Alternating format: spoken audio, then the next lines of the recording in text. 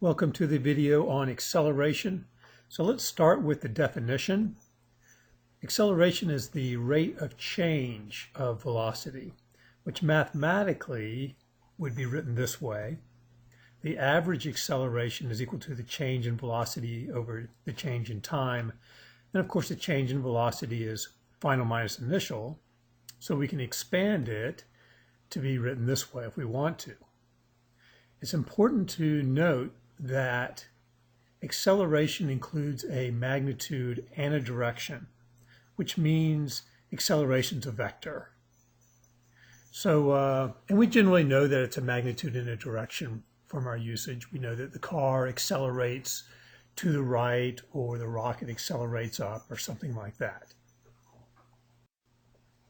At this stage, I think it's useful to see the relationship of the equations to each other. We started with displacement, which is the change in position, and then we talked about velocity, and that's the rate of change of the displacement, and now we have the acceleration, which is the rate of change of the velocity. So you can see there's this pattern to the equations and the way the variables relate to each other. I think it's obvious to us what the direction of a displacement is. Person walks from here to there, and so there's a direction associated with that.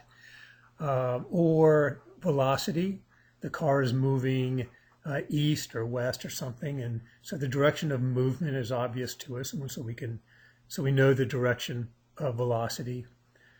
But the direction of acceleration is not always so obvious. Sometimes it is, sometimes it isn't. So let's consider somebody dropping a ball. So what's the direction of the acceleration at the point when the ball was right there?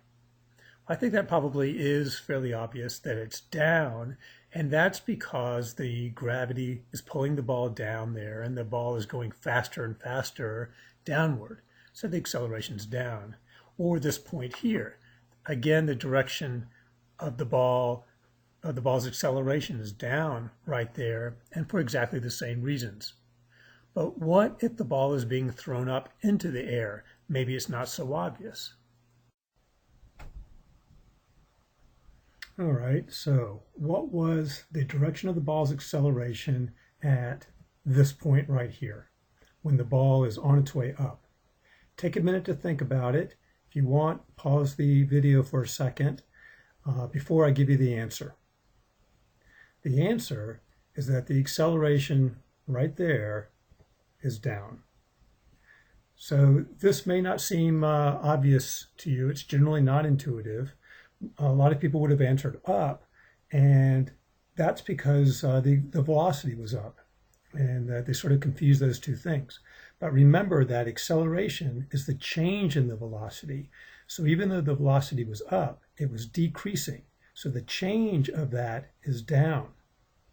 There's actually a rule that helps us to determine the direction of the acceleration. In Chapter 4, we'll learn that the acceleration is caused by net force.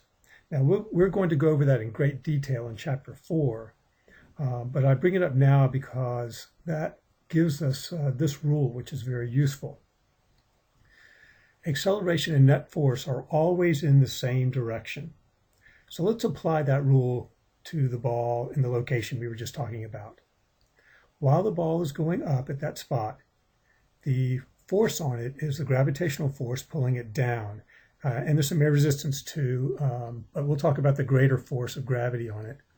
So the force of gravity is pulling it down, so the net force is down, so therefore the direction of the acceleration must also be down. Let's pick a new spot. Let's pick the spot up here at the top. So at the very top, the ball stops momentarily. What's the direction of the acceleration? I think a lot of people would answer the acceleration as 0. Remember, the acceleration is the change in the velocity. So even though the velocity is 0 at that instant, it's changing, and it's actually changing downward. So the acceleration is down. Applying the rule we just came up with, the gravitational force is still pulling it down at that spot, so the acceleration is still down. In fact, applying this rule, connecting the net force to acceleration, you can see that over the entire flight of the ball, up and back down again, the net force is down, so the acceleration is down as well.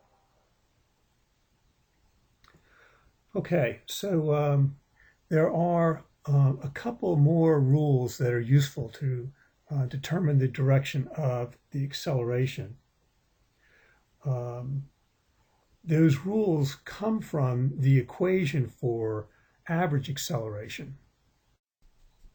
The first rule is that if the acceleration is in the same direction as the velocity, then the speed increases.